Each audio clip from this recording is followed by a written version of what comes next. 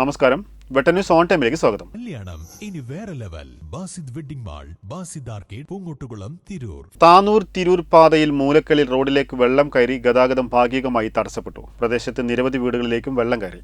Devadar higher secondary സ്കൂളിൽ ദുരിതാശ്വാസ camp ആരംഭിച്ചു. കനോലിക്കനാൽ തീരത്തുള്ള നിരവധി കുടുംബങ്ങളെ മാറ്റി താമസിപ്പിച്ചു. പല കുടുംബങ്ങളും കുടുംബ വീടുകളിലേക്ക് മാറി. Trendy and customise collection, best in budget. Theyyam പാട്ടിൽ പോലൊരു ഓപ്ഷൻ വേറെ ഇല്ല.